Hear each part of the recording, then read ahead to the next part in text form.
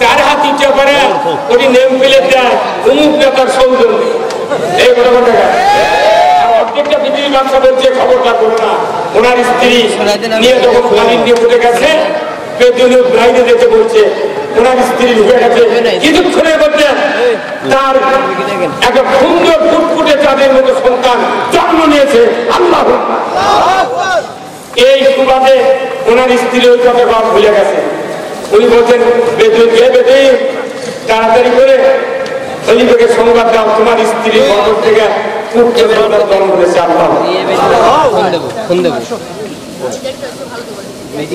এই যখন পথে তখনই দেখা শুরু হয়ে গেছে। সব খলিফা বাংলাদেশের খলিফা কারা যাকে জীবিতে লেখা মুখ আর সৌদি আরবে তখন খলিফাকে উমর ইবনে খাত্তাব উনি কৌলে যা বলছেন খলিফা কোথায় কোথায় অন্ধকার তো কারেন্ট নেই কিচ্ছু নেই তখন বলছে আমি এখানে খেজুরের গাছের নিচে যা মুখের কাছে মুখ লেগে বলছে দেখছি বাথরুম করো তোর কে বুদ্ধি তুলে তুল করো যে কোরআন বাদ দেওয়া আপনার আইন দিয়ে সারা লাগবে কোরআনে আছে ইসলাম যে ইসলাম আল্লাহ পাঠাতে সেই ইসলাম ভালো লাগে না আর একজনের জীবন ব্যবস্থা যদি ভালো লাগে কি এমন 400 বার হবি জিন্দিগিতে কোনো আবাদত কবুল হবে না। ইসলামী দীনান ফালাই ইউকবালা মিনহু ফালাই ইউকবালা মিনহু ওয়া হুয়া ফি আখিরাতি মিনাল খাসিরিন। এটা দুনিয়ার আয়াত। ইসলামী জীবন ব্যবস্থা যদি দুনিয়াতে আমরা মানতে না পারি গ্রহণ করতে না পারি আল্লাহ তাআলা নিজে বলছেন কোন ইবাদত তোমাদের কাছ থেকে কবুল করা হবে না। তাহলে আমার হজ উমরা ইতিকাফ সিল্লা দোয়া দরুদ কুরবানি উমরা করো দোয়া সব বাদ দিয়ে ইবাদত কবুল করার জন্য ইসলামকে মানতে হবে।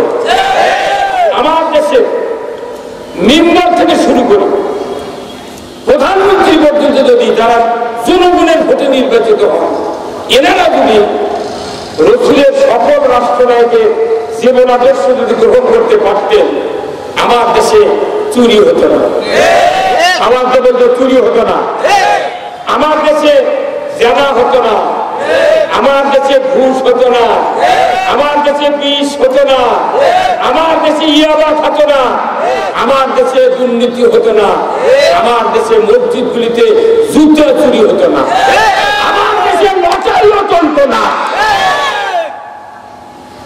কিন্তু আমাদের দেশে সব ভালো কিন্তু নেতারা যে ক্ষমতা যায় রসুলের আদর্শ মানে না। সব আছে খালি রসুলের শাসন যদি বাংলাদেশে থাকতো ইমানদার মারা গেলে জান্নাতে কিন্তু জান্নাতে যাওয়ার পর আমরা রোধ করে রেখেছি কি জন্য মসজিদে আসল কথা ইমামরা না বলার কারণে ইমামরা হয়ে গেছে ওলি আল্লাহ আর বাংলাদেশ জামাত ইসলামের লোকজন হয়ে গেছে জঙ্গি আর রাজা। ইসলাম কি জানি না এই জন্য আমরা বাইরের রাজনৈতিক ময়দানে কথা বলি আমাকে অনেক গাল খেতে হয়। অনেক মানুষ আমার কয় যুক্তিবাদী দাওয়াত দেবো উনি আবার মঞ্চে বসে হাসা মাঝে কুতকুতি দিলেও হাসে না কত বলে যদি কুতকুতি দেওয়া তাহলে মাঝে হাসান যায় না কিন্তু আমার বক্তৃতা শুনে কেন মানুষ আছে মানুষ মজা খায়। আমি ডুপ্লিকেট কথা বলি না অরিজিনাল কথা বলি ওই কিচ্ছা কাহিনী ওই হবকালের নবুর কিচ্ছার পর বাংলাদেশে সুযোগ না। এখন বাংলাদেশের পরিস্থিতি ইসলামকে বিজয় করার করছে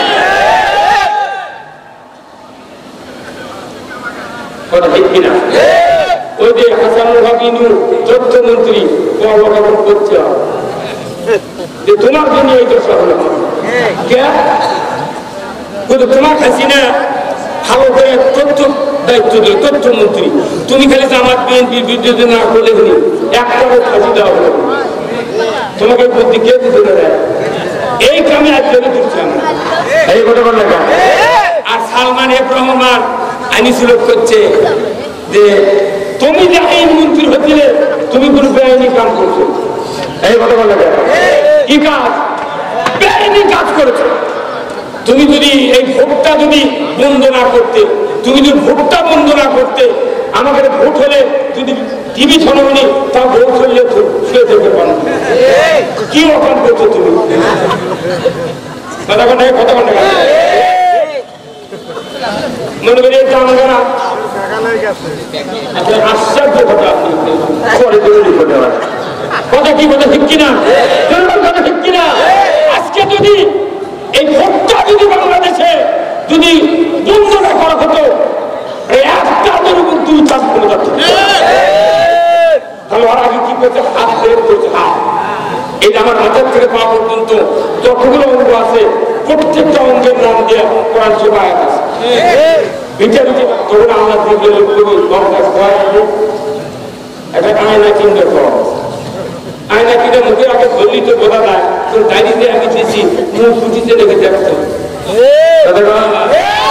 আল্লাহ বলছে তুমি আইন মানবে তোমার জীবনের গুণে মাফ করে দেবো তোমাকে আমি জান্নাত দিয়ে দেবো কথা দেখবি না আমরা আইনের বিরোধিতা করে হাজারো ইবাদত করতেছি দুনিয়াতে শান্তির তালবর্ষ কায়েম হবে না তার ফাইনুল কুরুনি কারণী এটা রসুলের বক্তব্য ওই সমাজ কেমন করে মূর্খদের নিয়ে আল্লাহ রসুল কায়েম করেছিলেন এর স্পষ্ট দলিল হলো ওই সময়কার মূর্খ মানুষেরা অশিক্ষিত অক্ষরবিহীন মানুষগুলিকে কোরআনের বক্তব্য দিয়ে মুহাদ্দিস মুফাসসির মুত্তাকি তৈরি করেছিলেন কিভাবে ওই সময়কার মূর্খ লোকেরা অক্ষর জ্ঞানবিহীন লোকেরা ছিল কোরআনের আমদানি কোরআন যা বলেছে ওনারা তাই শুনেছেন কিন্তু এখন এসে খালি শিক্ষিত বিয়ে পেল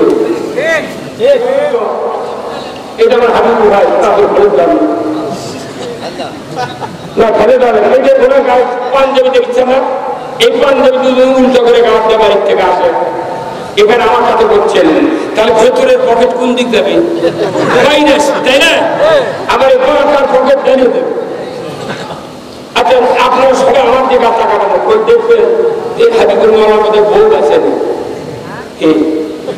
কারণ পাঞ্জাবি কি হবে ওনার স্ত্রী যদি বেঁচে থাকে তাহলে আসার সময় সাবধান করে দিবি এই আপনি কোথায় যাচ্ছেন পাঞ্জাবি ঠিক করেন কেন উল্টো কিন্তু বাড়ি থেকে তখন চলে যাচ্ছে বোঝা যাবি ওনার বউ মারা গেছে এই পাঞ্জাবিটা বসে হঠাৎ করে একটা লোক সাহস করে দাঁড়িয়ে করছে হুজুর আপনি পাঞ্জাবিটা খুলে সিধা করেন তো তখন ওই লোকটা দেখে হয়তো আসলে তো উল্টো তখন উনি বললেন ভাই আপনার ধন্যবাদ আপনার আল্লাহ জীবনের গুণে মাফ করুন আল্লাহ আপনার সব বরকত দিন পাঞ্জাবি উল্টো হতে সিধে করে ফেলে দোয়া করলেন হায়াত দ্বারা বরকত কথা বলবেন চলার পর যখন উল্টো হবে চলার পর যখন উল্টো হচ্ছে এদের ডক্টর আলেমেরা সিধা করে দেবার কথা কয় তখন কয় তো কথা কোন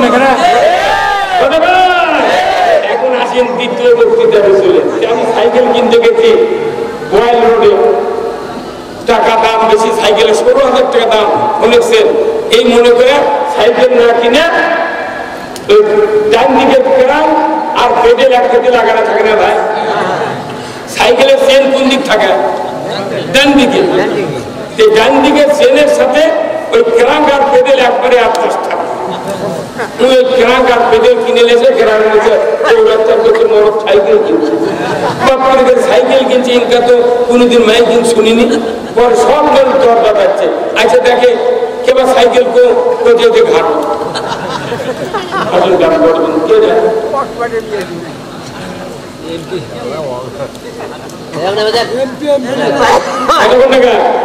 কি হচ্ছে ভারত কেরাকার বেডেল আছে সাইকেলে আমাদের মুসলমান দাবিদার অবস্থা আগে মনে করতে হওয়া পাগড়ি হাজি গামছা চুপবা আর মেসা আর ঈদের তৌবা তিল্লে থাকলো ইসলাম ভাই নবীর মতো মত তার ধরলো কেউ যুদ্ধে শহীদ হলো কার ইসলাম হলো জীবন ব্যবস্থা যে ইসলামের সুদ হারাম যে ইসলামের চুরি হারাম যে ইসলামের লটারি হারাম যে ইসলামের মদ গাঁজা হারাম যে ইসলামের জানা হারাম যে ইসলামের দুর্নীতি ঘুষ অন্যায় সব হারাম এটা হলো ইসলাম আমি আপনাদেরকে প্রমাণ করে দিই আমার এই আলামিন ভাইরা আমার সাথে আছে ডাক্তারের কাছে গেছে ওনার বলছে ফলানি খাও কি খাও হাবিবুর রহমান গেছে ডাক্তারের কাছে আমার সাথে হচ্ছে এনার বলছেন ফিল্মের খাওয়া উপজেলা চেয়ারম্যান গেছে আমার সাথে ওষুধ নিলেন উনিরা বলছেন ওনাকে বলছেন এমন ডিসকাউন্ট আরেকজন গেছে ভাই আমার একটু রক্ত টাকা দিচ্ছে বা মিলিগ্রাম খান, 4টে ওষুধের 4 নাম 4 কোম্পানির, কিন্তু কাজ হলে আর গ্রুপ হলো মেট্রোনিডাজল। গ্রুপের নাম কি? Metronidazole group. যে নামই হোক, যে কোম্পানির হোক, এক কাজ হলো আমাশয় ভালো করা। এই কথাগুলো চলে চলে দেখা কালি ওষুধের দৌড়টা শুনবেন, এই 4 ওষুধে প্রত্যেকটা ওষুধের নাম আলাদা, কিন্তু গ্রুপ এক। কে কোন দলিল করেন আমার আপত্তি নাই, ইমান যার আছে তার গ্রুপটা এক হতে হবে। এই 1 নম্বর ইমানদারের গ্রুপের কাজ আল্লাহ কোরআনে বলছেন, ইয়া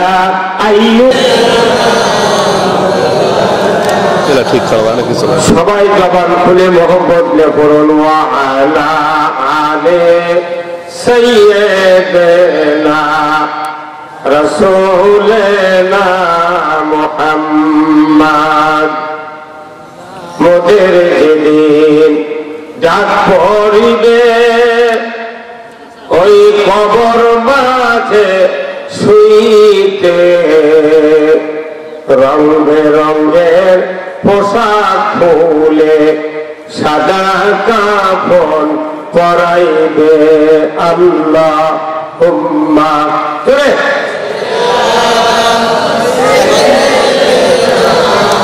মাওলানা মুহাম্মদ।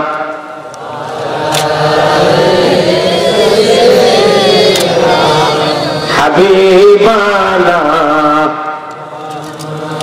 কোথায় রইলে আবু বকর উমর, কোথায় উসমান ও আলী, তোমাদের গ্রহণে বাংলার ইসলাম মদিনার দিকে যাই চলে আল্লাহুম্মা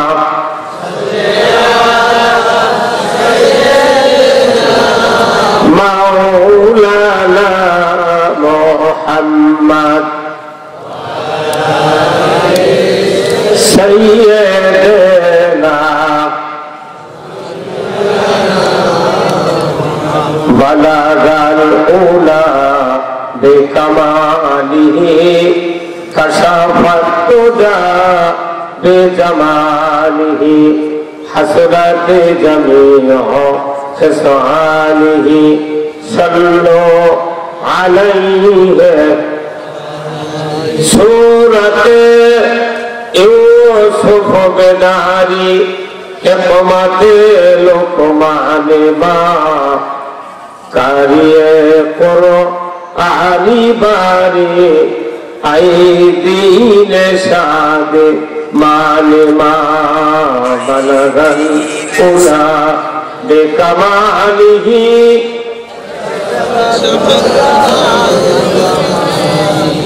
হাসরাতে জামিউ খিসালিহি সাল্লু আলাইহি আল্লাহুম্মা আমিন। ربنا ظلمنا أنفسنا وإن لم تغفر لنا وترحمنا لنكونن من الخاسرين। أي الله تعالى দামগারা সিদ্দিকিয়া ফাজিল স্নাতক মাদ্রাসা কর্তৃক আয়োজিত এবং আফ্রিকা মাদ্রাসার উদ্যোগে আজকের এই তাফসীরুল কোরআন মাহফিলে বসে শত শত ইমানদার নরনারী কয়েকবার দরুদ ও সালাম পাঠ করেছি। মেহেরবানি করে আমাদের সকলের জীবনের গুনাহগুলি আপনি মাফ করে দিন।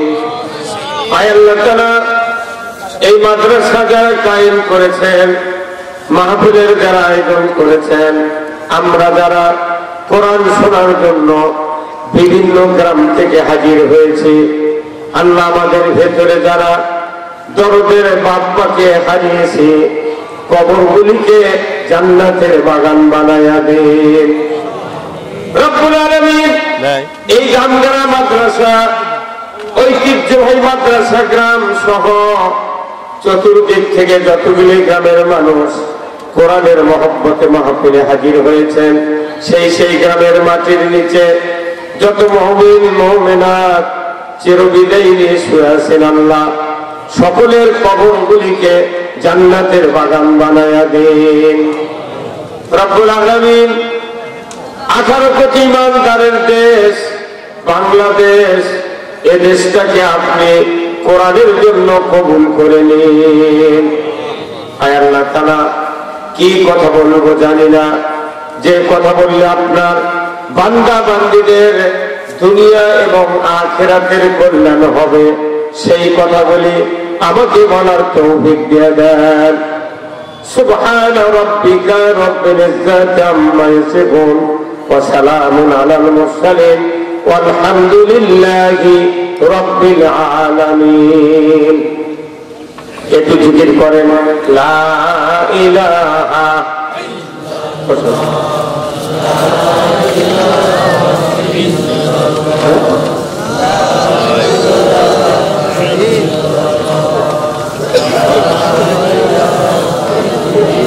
শুধু হুকুম সব হুকুম ঘটন ভাই, সবাই জবান করে একটু বলেন লা ইলাহা জোরে লা ইলাহা। সবাই থাকিতে বান্ধ ভেলা, কাজে লাগবে সন্ধ্যা বেলা। অগনি কন্ডে বাজাই ডঙ্কা, ইব্রাহিম খলিলুল্লাহ। লা ইলাহা জোরে লা ইলাহা লা ইলাহা ইল্লাল্লাহু মুহাম্মাদুর রাসূলুল্লাহ সাল্লাল্লাহু আলাইহি ওয়াসাল্লাম। আলহামদুলিল্লাহ, সমস্ত তারিফ প্রশংসা মহান রব্বুল আলামিনের জন্য, যে আল্লাহ রব্বুল আলামিন আমাদেরকে দক্ষিণ বগুড়ার ঐতিহ্যবাহী এক মাদ্রাসা দামগারা সিদ্দিকিয়া ফাজিল স্নাতক হাফিজিয়া মাদ্রাসার উদ্যোগে 102তম অধিবেশন বিরাট ইসলামে সোয়াব তাফসীরুল কোরআন মাহফিলে হাজির হয়ে কোরআন, ইসলাম, রাসূলের আদর্শ, জীবন চলার পথ, দুনিয়ায় শান্তি আখিরাতে মুক্তির পথের কিছু কথা, অর্থনীতি, সমাজনীতি, রাজনীতি, জীবনের সকল ক্ষেত্রে যা কিছু প্রয়োজন আল্লাহর পক্ষ থেকে যা নাযিল করা হয়েছে, তার থেকে কিছু কিছু কথা বলা, শোনা, জানা যে মুনিব সুযোগ করে দিচ্ছেন, সেই মুনিবের দরবারে শুকরিয়া আদায় করছি। সবাই করছি আলহামদুলিল্লাহ। লাখ কোটি দরুদ সালাম বিশ্ব মানবতার মুক্তির দিশারি জনাবে মুহাম্মদ রাসূলুল্লাহ সাল্লাল্লাহু আলাইহি সাল্লামের উপরে নাযিল হোক, যিনি ইমামুল মুরসালিন, খাতামুন নবীয়্যিন, যিনি তামাম পৃথিবীর শ্রেষ্ঠ রাখাল, শ্রেষ্ঠ স্বামী, শ্রেষ্ঠ বাবা, শ্রেষ্ঠ নানা। তিনি হলেন এমন একটা মসজিদের ইমাম, যে মসজিদে 1 রাকাত নামাজ পড়লে 50,000 রাকাতের সওয়াব। এমন একটা মসজিদে তিনি যোগ্য ইমাম ছিলেন। তেনার আরেকটি গুণ, সেটা হলো তামাম বিশ্বের একজন সফল রাষ্ট্রনায়ক। এই যে আপন কথা বলেন, রোগীর নাম প্রতি মূর্খ বংশকার শহীদুল্লাহ সালাম, একে মূর্খ গণ্ডমূর্খ ইসলাম বিরোধী দেয়, কেন বলে সাল্লাল্লাহু আলাইহি সাল্লাম আমাকে কেউ বুড়ো লোকের কথা প্রতিদিন কথা বলে কথা বলেন যে রসুলের উপর দরুদ পড়লে নাম শুনে ধন্যবাদ, কিন্তু রসুল যে সফল রাষ্ট্রনায়ক এই ব্যাপার শোনার সাথে সাথে চিৎকার করে বলা উচিত ছিল ঠিক। হ্যাঁ, কথা ঠিক কিনা? তার মানে নবীর দরুদ ভালো লাগে, নবীর শাসন ভালো লাগে। আবার আসতে বলেন, যে লোক মুখ খোলেননি কিয়ামত দিন তার ভিডিও দেখাবে আল্লাহ। যারা বা যে রসুলের নেতৃত্ব মেনে নিতে ব্যর্থ, অনিয়া হোক, হিংসেকর হোক, দুর্বলতায় হোক, যে কোনো মূল্যে রাসূলের নেতৃত্ব আমরা যারা মেনে নিতে অর্থ, কিয়ামতের দিন নয়, দুনিয়াতে যত ইবাদত করুক 99.9% ইবাদত আল্লাহর দরবারে কবুল হবে না। তাহলে আমাদের বাংলাদেশে সব আছে, রাসূলের সুন্নাহ আছে, আল্লাহর ফরজ হুকুম আছে, ওয়াজিব আছে, মুস্তাহাব আছে, সুন্নতে মুআক্কাদা আছে, সব আছে, কিন্তু রাসূলের শাসন নেই। কথা বলেন না কেন? রাসূলের শাসন আছে, রাসূলের শাসন নাই, তাহলে আমাদেরকে কি করতে হবে বলেন? রাসূলের শাসন যদি মেনে নিতে ব্যর্থ হয়, দুনিয়াতেও শান্তি নাই, আখিরাতেও আখিরাতে মুক্তি নেই। এখানে আপনারা যারা এই হ্যান্ডেল পেয়েছেন, কে কে পুরো হ্যান্ডেল টপ টু বটম করেছেন হাত তোলেন তো। সত্যি কথা, তাই করেছেন গোটা, তাই হাত তুলবেন।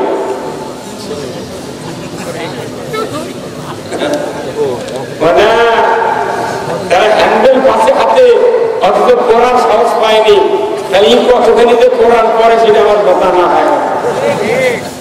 কথা বল, এই জন্যই বলছি যে আমার এই জানুয়ারিতে 47 বছর বক্তৃতা হয়, পড়াশোনা করলাম। প্রত্যেকটা হ্যান্ডেলের নিচে লেখা থাকে যে উক্ত মাহফিলে আপনারা দলে দলে যোগদান করিয়া দুজাহানের কামিয়াবি হাসিল করুন। আবার বলে কথা বলা ঠিক, আমার বক্তৃতা শুনতে গেলে আপনাকে ফিডব্যাক দিতে হবে। আর যে মানুষ কথা বলে না, মসজিদে যদি কিয়ামত পর্যন্ত বক্তৃতা শোনে, একটা বক্তৃতা হেদায়েত করবে না। যত কথা বলবেন তত আল্লাহ আপনার ভেতরে কোরআনের জ্ঞান দান করবে, কথা ঠিক কিনা? তাহলে কয় জাহানের?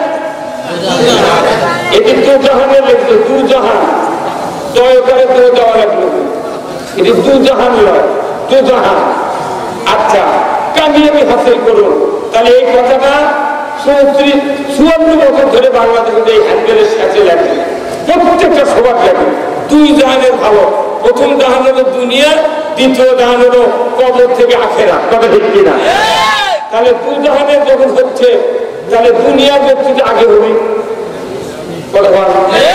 কিন্তু এখানে দুই জাহান লেগেছে, কিন্তু জাহান হলো তিনটা, যেরকম কয়টা? একটা হলো ঊর্ধ্ব জগৎ, জাহান মানে জগৎ, বুঝছেন? তার ঊর্ধ্ব জগৎ, মধ্য জগৎ, নিম্ন জগৎ, কয়টা? তিনটে। তিন জগতের মধ্যে বলেন তো কোন জগৎ দাবি?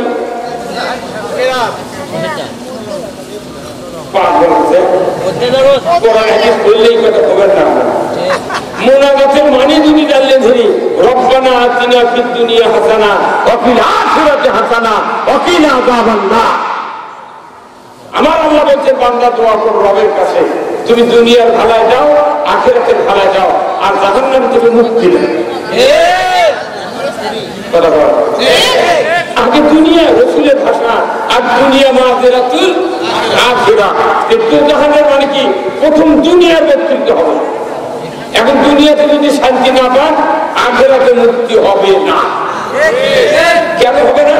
দুনিয়াতে সুদ চলে, চুরি চলে, জেনা চলে, জুয়া চলে, লটারি চলে, মদ চলে, গাঁজা চলে, বেপরদা চলে, ঘুষ চলে, দুর্নীতি চলে, অকাম কুকাম সব চলিচ্ছে দুনিয়ার। আর আপনি ওর মধ্যে নামাজ পড়ে গেলে আল্লাহ অকিনা যাবান্নার, কথা বলবেন। তাহলে আগে দুনিয়া সাধারণ লাগবে, এই জন্য দুনিয়াতে রাজনীতি করা দরকার। এখন হ্যান্ডেলের ঠিকই লাগে যে দু জাহানের কামিয়াবি হাসিল করুন, কিন্তু সবাই সবাই দুনিয়ার কথা খবর দেন না। কথা ধরে গেলা তুই লেখুছি হ্যান্ডেলের দু জাহানের কামিয়াবি, যে দুনিয়ার কথা খবর দিচ্ছি না। আমি এই কথাটা বুঝে বেড়াচ্ছি, এই কথাটা যদি মসজিদের ইমামরা বুঝাতে পারত, 54 বছর ধরে বাংলাদেশে ইসলাম বিজয়ের জন্য কারোর কাছে ভোট দেওয়া লাগতো না। কিন্তু দুনিয়া বিমুখ ইমাম, দুনিয়া বিমুখ মুয়াজ্জিন, দুনিয়া বিমুখ হলো মুতাআল্লিম।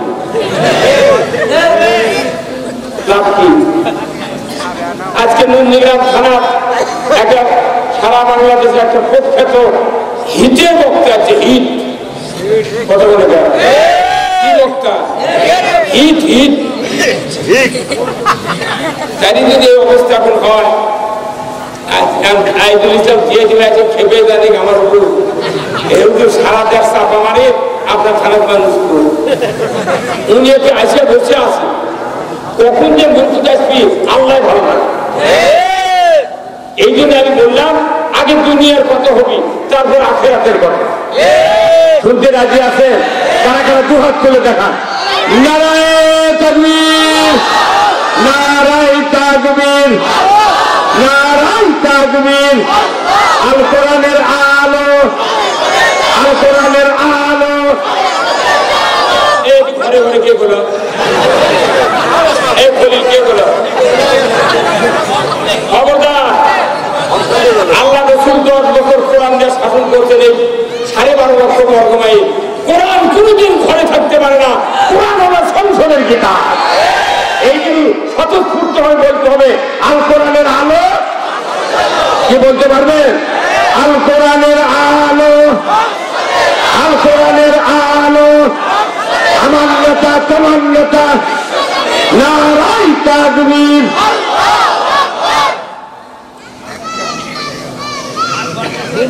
আলহামদুলিল্লাহ, আমি এই জন্য রসুলের পক্ষে আল্লাহর পক্ষে অনেক কথা বলি আগে। কারণ কি, যে আমাদের সমাজে অনেক নেতা লিডার আছে, আমরা দেখেছি বহুদিন হয়েছে।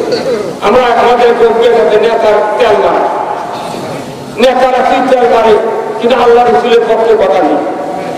আলহামদুলিল্লাহ রাব্বিল আলামিন শাহ, নবী দয়ার নবী আলহামদুলিল্লাহ সাল্লাল্লাহু আলাইহি ওয়াসাল্লাম। কিন্তু রসুলের উপর দরুদ পড়া হচ্ছে, সেই রসুল 12.5 লক্ষ বর্গ মাইল শাসন করেছেন। বাংলাদেশের মতো 27টা রাষ্ট্র শাসন করেছেন। কোরআন জগের বল ঠিক কিনা? কে বুদ্ধি তুলে তুল করো যে কোরআন বাদ দেওয়া আপনাদের আইন দিয়ে চালানো লাগবে? কত বলবে? কোরআনে আছে ইসলাম, যে ইসলাম আল্লাহ পাঠাতে, সেই ইসলাম ভালো লাগে না, আর একজনের জীবন ব্যবস্থা যদি ভালো লাগে, কি এমন 400 বার হবে, জিন্দিগিতে কোনো আবাদত কবুল হবে না। ইসলামী দীনান ফালাই ইউকবালা মিনহু, ফালাই ইউকবালা মিনহু ওয়া হুয়া ফিল আখিরাতি মিনাল খাসিরিন। এটা দুনিয়ার আয়াত। ইসলামী জীবন ব্যবস্থা যদি দুনিয়াতে আমরা মানতে না পারি, গ্রহণ করতে না পারি, আল্লাহ তাআলা নিজে বলছেন কোন ইবাদত তোমাদের কাছ থেকে কবুল করা হবে না। তাহলে আমার হজ, উমরা, ইতিকাফ, সিল্লা, দোয়া, দরুদ, কুরবানি, উমরা, করো দোয়া, করো দোয়া, সব বাদ দিয়ে ইবাদত কবুল করার জন্য ইসলামকে মানতে হবে। আর ইসলাম মনে মনে মানা যাবে না, একে একে মানা যাবে না, আইন ব্যবস্থা দিয়ে ইসলাম মানতে হবে। এর জন্য এই যে জাহানের কামিয়াবি, তারই একটা কথা খালি হেডলাইন বললাম, এরপরে আমি কিছু কথা বলবো। শুনতে রাজি আছে? আলহামদুলিল্লাহ। আজকের এই কামগাড়া সিদ্দিকিয়া ফাজিল মাদ্রাসার সম্মানিত এই সভাপতি জনাব এ.কে.এম. আব্দুল সালাম, অধ্যক্ষ কামগাড়া সিদ্দিকিয়া ফাজিল স্নাতক মাদ্রাসা নন্দীগ্রাম পৌর। আল্লাহ এই হুজুরকে দিনের জন্য কবুল করুন, বলুন আমিন। প্রধান অতিথি জনাব আলহাজ মোহাম্মদ মোশাররফ হোসেন, নন্দীগ্রামের কৃতি সন্তান, সাবেক সংসদ সদস্য, কাহালু নন্দীগ্রাম 4 বগুড়া 39 আসনের সাধারণ সম্পাদক, যুগ্ম কেন্দ্রীয় কৃষক দল ও ভারপ্রাপ্ত সাধারণ সম্পাদক বগুড়া জেলা বিএনপি। আল্লাহ ভাইজানকে ইসলাম, দ্বীন এবং কোরআন বোঝার তৌফিক দান করুন, বলুন আমিন। আজকে মাহফিলের প্রধান বক্তা, আন্তর্জাতিক খ্যাতি সম্পন্ন মুফাসসিরে কোরআন হযরত মাওলানা মুহাম্মদ আজিজুল ইসলাম জিহাদি সাতক্ষীরা, যিনি গত 16 বছরে তার মুখে ব্রেক লাগান যায়নি। কথা ঠিক কিনা?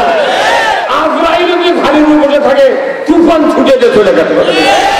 আল্লাহ বক্তার হিম্মতকে ইসলাম কায়েম পর্যন্ত শক্ত কথা বলার তৌফিক দান করুন। এরপরে বিশেষ মেহমান হযরত মাওলানা ওমর ফারুক হাবিবি, প্রভাষক, আরবি অত্র মাদ্রাসা, মাওলানা আবুল বাশার মোহাম্মদ সাইদুর রহমান, সাবেক মুহাদ্দিস, ঠনঠনিয়া আলা নূর হাজি স্নাতক মাদ্রাসা বগুড়া। আল্লাহ এই দুই ভাইকে দিনের জন্য কবুল করুন, বলুন আমিন।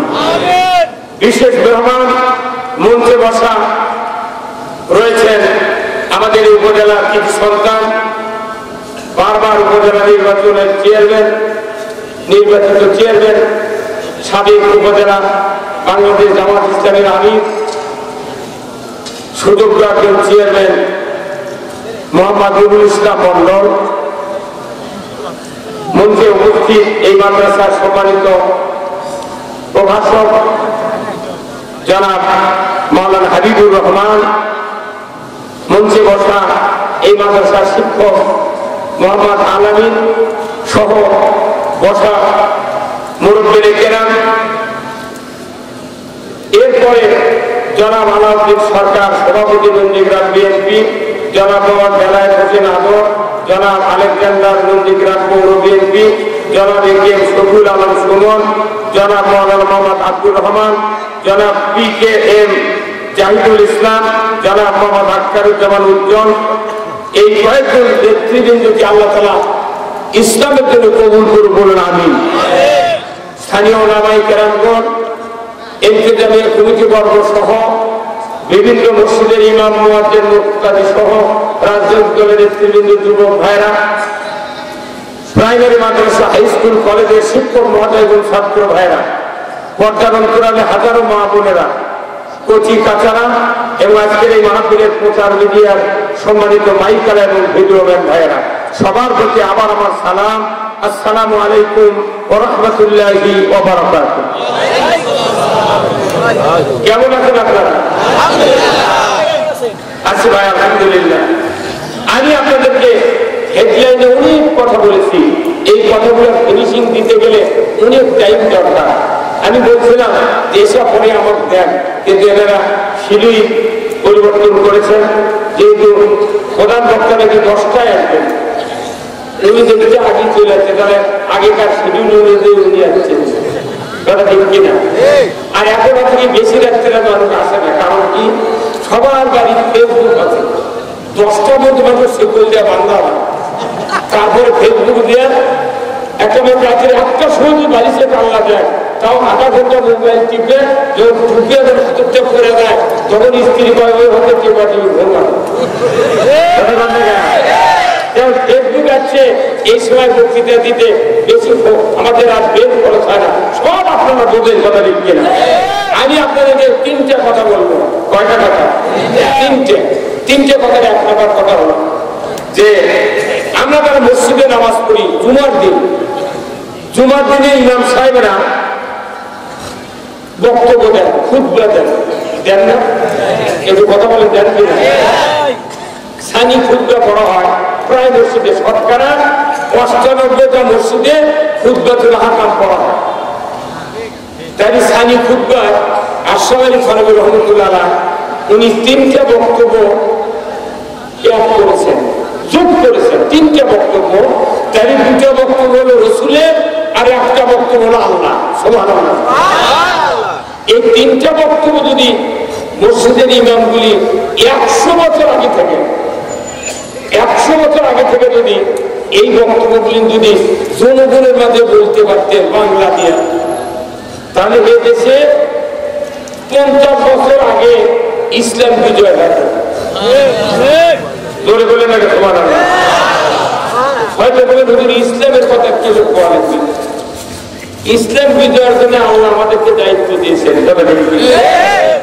ইসলামটা কি এটা আগে বুঝাবো, তারপরে প্রথম বক্তব্য হচ্ছে রসুলের, দ্বিতীয় বক্তব্য রসুলের, তৃতীয় বক্তব্য হলো আল্লাহ। সুবহানাল্লাহ। আপনাদের জানা বক্তব্য আমি তাহলে একটু ব্যাখ্যা করবো। আমি গতানুগতিক বক্তৃতা করতে পারি না, আপনার জন্য দুনিয়াতে কি দরকার সেটা আগে বলুন।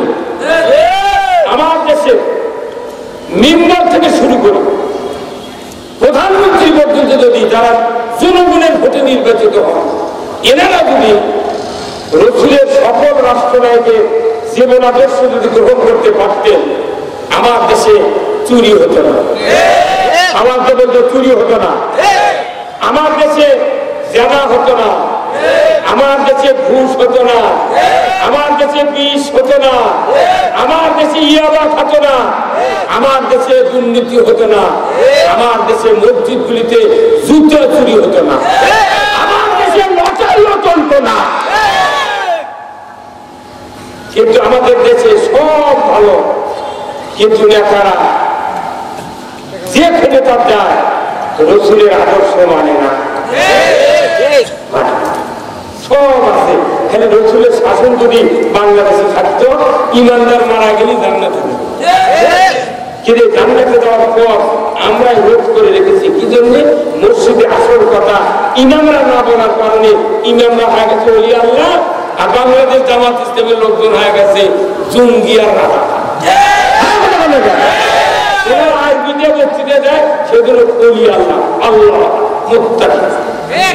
আর আমি কোরআন থেকে বক্তৃতা দিই, সাহিত্যিক কোরআন থেকে বাংলাতে বক্তৃতা দেয়, এই জন্য আমাদেরকে একটু ক্রিটিসাইজ করে। যেটা আমি ডক্টর শহীদুল্লাহর এক বই করে পাচ্ছি, উনি বলেছেন যে সত্য সবাই ভালোবাসে, আল্লাহু আকবার। উনি বলেছেন সত্য সবাই ভালোবাসে, কিন্তু সত্য কথা যারা বলে তাদেরকে মানুষ পছন্দ করে না। এই বেদি বাংলাদেশে চূড়ান্ত হারে এই বেদি, সারা বিশ্বে এই বেদি চূড়ান্ত। সত্য সবাই ভালোবাসে, সত্য কথা যে বলে তার পছন্দ। এই দিকটা রাখবে, এই দিকটা ভাইরা আমার, আল্লাহ রাব্বুল আলামিন এই পৃথিবী সৃষ্টি করেছেন, মানুষগুলি যুগে যুগে কিভাবে আল্লাহর অনুশাসন মানবে, আল্লাহর গোলামি করবে, এই জন্য যুগে যুগে লক্ষাধিক নবী রাসূল প্রেরণ করেছেন। কথা ঠিক কিনা? এক এক করে যত নবী রাসূল আল্লাহ পাঠিয়ে দিয়েছেন, সমস্ত নবীর সেরা নবী আখিরি জামানার পয়গম্বর জনাবে মুহাম্মদুর রাসূলুল্লাহ সাল্লাল্লাহু আলাইহি সাল্লাম। এত বড় মহাপুরুষ আমাদের নবী, আলহামদুলিল্লাহ।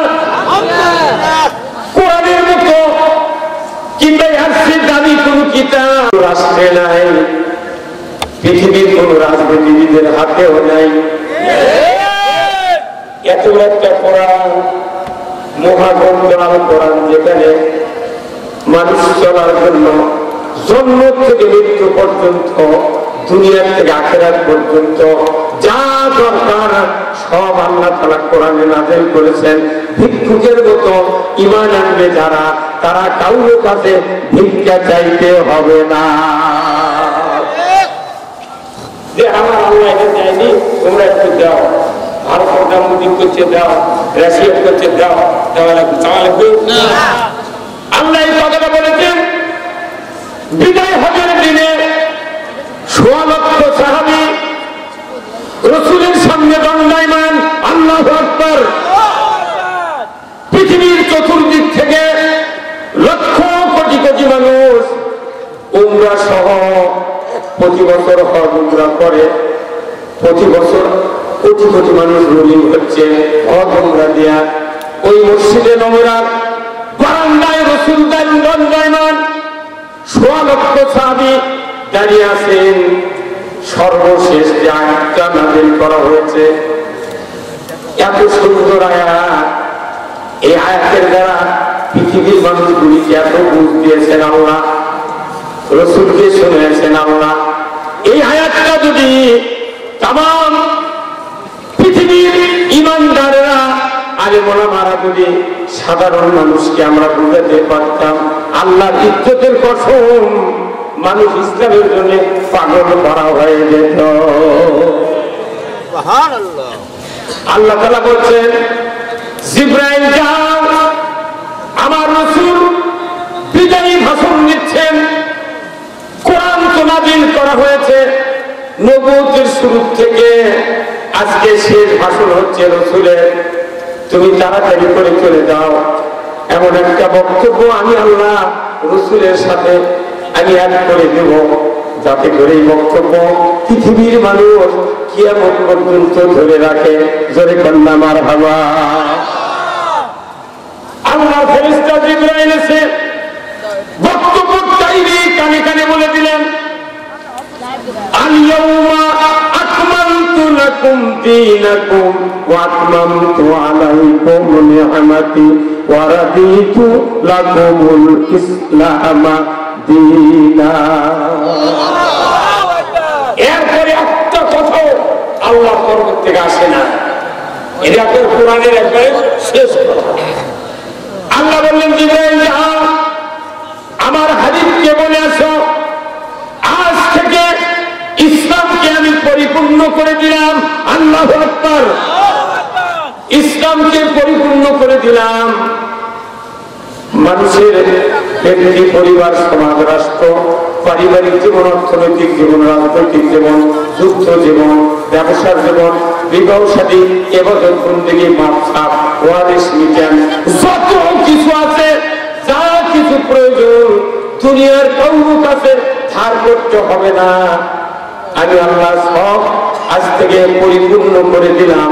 কোরআন যদি মানতে পারে, রসুলকে বলে দাও, যদি কোরআন যদি এরা অনুসরণ করতে পারে, কোরআনের একাজ করতে পারে, আর রসুলের যদি অনুসরণ করতে পারে, পৃথিবীর যতই শক্তিশালী জাতি হোক না কেন, মুসলমানকে সেজদা করবে, পদলোকিত করতে পারবে না। কিন্তু মুসলমান যারা দাবিদার, তারা এই আয়াতের তাৎপর্য ভুলে গেছে। ইসলাম কি জানি না। এই জন্য আমরা বাইরের রাজনৈতিক ময়দানে কথা বলি, আমাকে অনেক গাল খেতে হয়।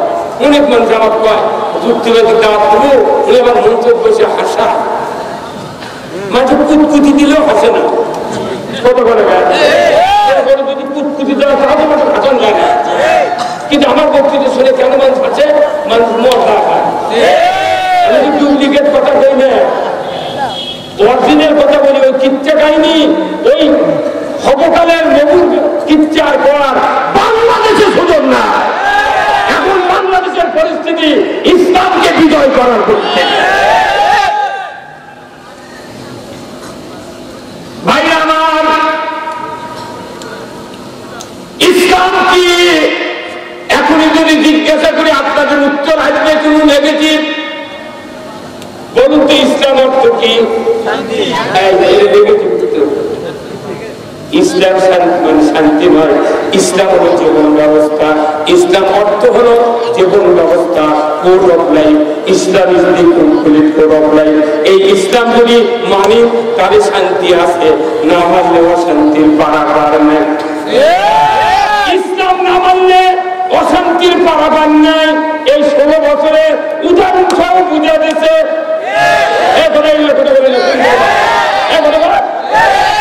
উদাহরণ সহ বুঝে দিয়েছে।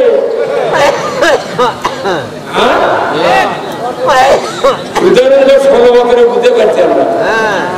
আমার যখন দিলের তোলে কিছু কিছু লোক বকর বাধা আবার হাসে। আবার কেউ কেউ হুজুর জেলখাটা শুনুন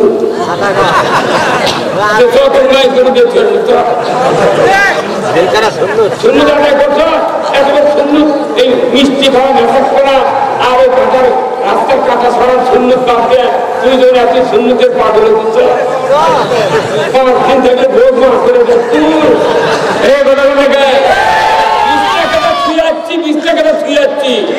জেল থাকতে থাকতে জেলের ভিতরে যদি হয় এই বাংলাদেশে ইসলাম বিজয় হবে।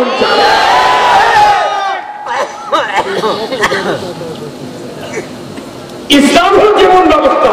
ব্যক্তি, পরিবার, সমাজ, রাষ্ট্র, অফিস, আদালত, কোর্ট কাছারি, অর্থনীতি, সমাজনীতি, লেনদেন, বিবাহ শাদী, ওয়ারিস, ছেলে মেয়ে, জীবনের যত দিক বিভাগ আছে নিয়ন্ত্রণ করার যে বিধিবিধান আল্লাহ কোরআনে নাযিল করেছেন, পুরোটার নাম হলো ইসলাম। পুরোটার নাম কি?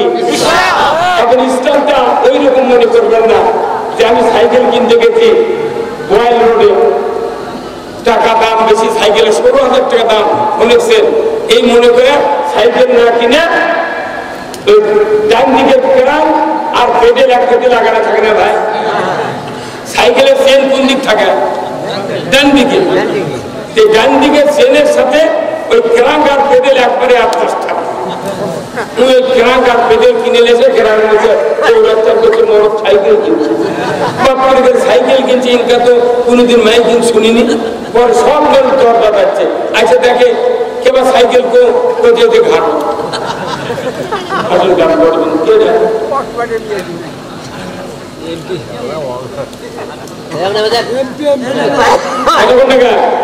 কি হচ্ছে ভারত কেরাকার বেঁধে লাগে সাইকেলে আমাকে মুসলমান দাবিদারের অবস্থা দেখতে মনে করতে হওয়া পাখি হাজি গামছা চুপবা আর মেসা আর ঈদে দৌড়ে চিল্লে থাকলো ইসলাম নবীর মতো মত তার বললো যুদ্ধে শহীদ হলো ইসলাম হলো জীবন ব্যবস্থা যে ইসলামের সুদ হারাম, যে ইসলামের চুরি হারাম, যে ইসলামের লটারি হারাম, যে ইসলামের মদ গাঁজা হারাম, যে ইসলামের জেনা হারাম, যে ইসলামের দুর্নীতি ঘুষ অন্যায় সব হারাম, এর নাম হলো ইসলাম। নামাজের তো হক টাকা এই ইসলামের ধর্মীয় বিষয়। কিয়ামত পর্যন্ত মোটমাট যদি নামাজি হয়, সংসদে যদি সুদ হারাম না হয়, কিয়ামত পর্যন্ত বাংলাদেশে 1 টাকা সুদ হারাম হবে। তাই সুদ হারাম করার জন্য আমাদের রাজনীতি করতে হবে। সে রাজনীতি করে সংসদ থেকে ইসলাম বিজয় করা লাগবে। ওখানে যদি ইসলাম না থাকে ইতি আমানত করা ব্যথা।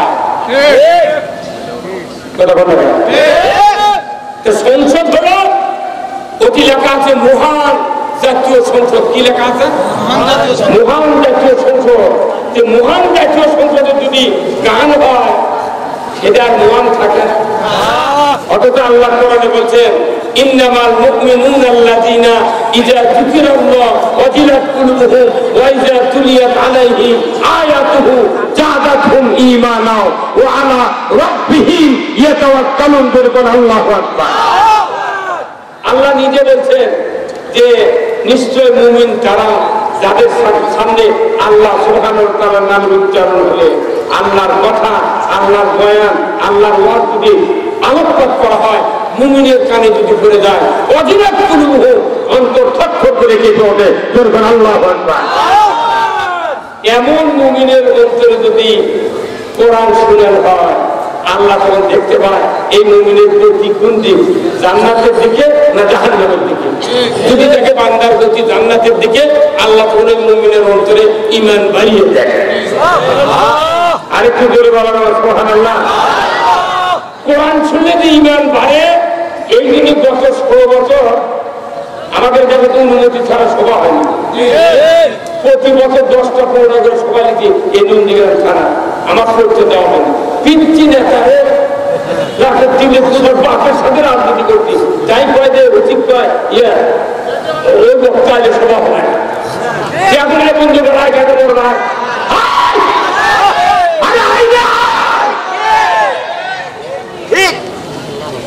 গত পরশুদিন নন্দীগ্রাম থানার ওদের সাথে দেখা করে তালিকা দিয়েছি যে ভাই আমি কোন সভা লিখি, সেদইল দামগাড়া মাদ্রাসার একটা সভা, নন্দীগ্রামের পেপার একটা সভা, এগুলো তালিকা লেখে আমি সভা আপনার দামালে করতে দাম পারি। এই যে মিটিং করে আমার বোন দিল, ওরা আপনাদের ধরেন বলছে, তখনই করছে যে গোপন তথ্যের ভিত্তিতে অমুক জায়গার দামাতে সমাধান করবি। তারা নাশকতার পরিকল্পনা করছিল, তথ্যের বানানোর সরঞ্জামাদি সহ জিহাদি বৈশ ধরতে সক্ষম হয়েছে। জিহাদি বই হলে তুমি সক্ষম ধরতে, তাহলে ওই সময়টা হচ্ছি তামসিন একদিন গ্রামে 6টা গরু চুরি হবে, তুই দেখতে পায় না।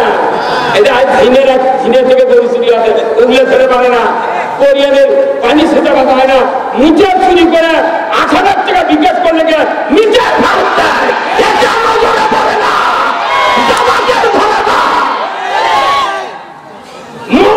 যদি কোনদিন কোন আল্লাহর মরদমান যদি এদেশের নেতৃত্বে দেয়, এই উপজেলার নেতৃত্বে দেয়, তবু হবে গ্যাস ঠান্ডা। দুই দলের খুব খায় বাঁচলে ন্যায় শাসন কায়েম হবে না। আমাদেরকে আল্লাহর আইনের পক্ষে কথা বলতে হবে। আমরা কার আইন চাই?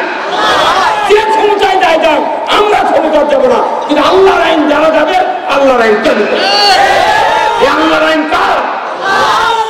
আল্লাহর আইনের কথা বললি মানুষ এখন হয়ে গেছে পার্সিয়ালিটি। আল্লাহর আইন যারা কায়েম করি তারপর দেখলে সব সভাপতি লোকজন এনে ঘৃণা করে তোর দিয়ে কি মহিলাদের আমাকে জানাজা করে দেয় যদি দাঁড়িয়ে দিস আল্লাহ করতে মুখ লড়াম একটা দোয়া করে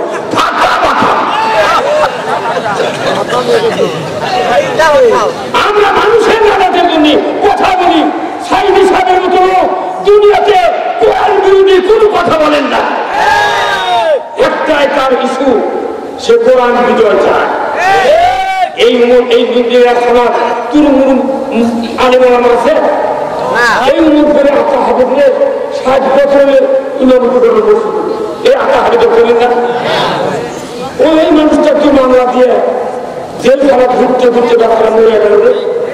কতদিন আমি টাকা দিতে 500-1000 টাকা দিই ভাই আপনার ক্ষুদ্র বাড়ি বহুদিন শুনেছি রে পিচ্ছি থাকতে নি আপনি বলছে ভাই আমার জীবনে এরকম কষ্ট হয়।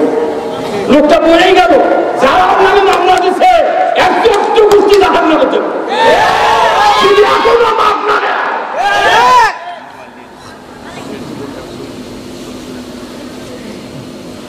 ভাইরা আমার দুনিয়ার কথা কেন বলি?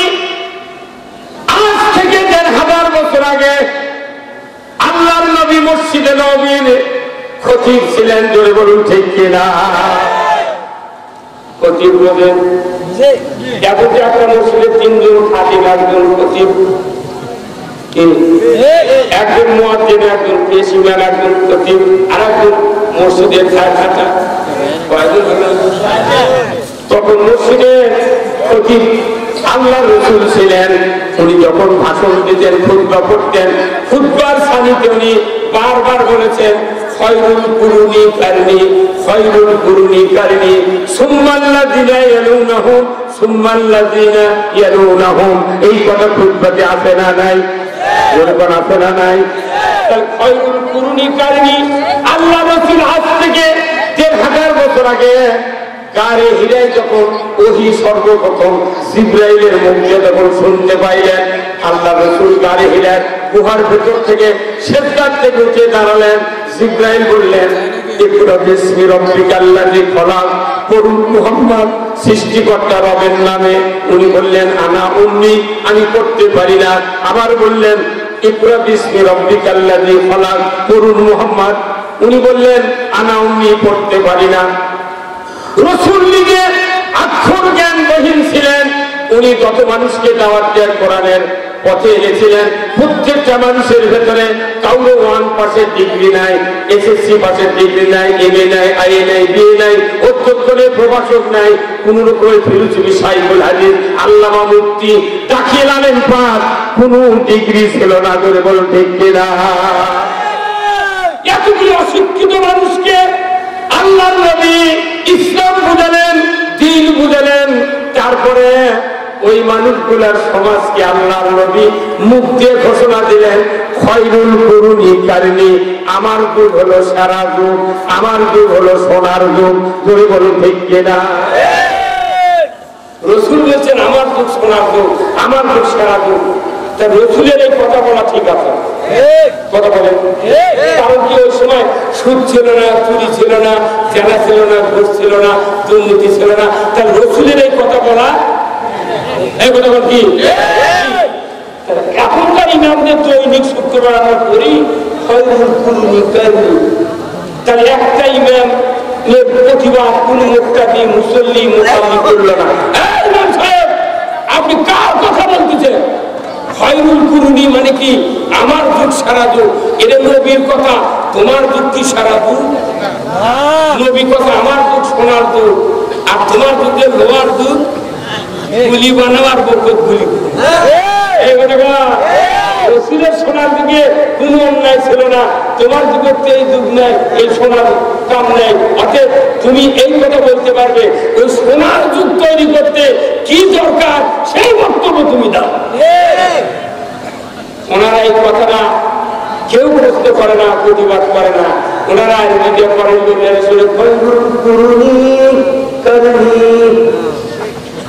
সুম্মাল্লাযীনা ইয়ালুনহুম। ওই আরবিতে পরে দেখে বাংলা পরে দেখে ওনারা আল্লাহ ওয়ালা, ওনারা মুত্তাকি। আবার কেউ কেউ সওয়াবের কথা বলে, কোরআন হাদিস করে যতদূর দেখেছি আমি চুটে ফাটা গেলে কোথাও নাই যে এত কোটি এত মন সওয়াব হলে জান্নাতে দেবে, কোনো কথা নেই। বরং আল্লাহ কোরআনে বলছেন ওমা খালাকতুল জিন্না ওয়াল ইনসা ইল্লা লিয়াবুদুন। কোন এখানে পার্টিকুলার সওয়াব আমলের কথা বলা হয় না, এখানে বলা হয়েছে তোমরা আমার ইবাদতের জন্য আমি সৃষ্টি করেছি, আমার গোলামি করবে, আইন মানা ছাড়া কারো গোলামি করা যায় না।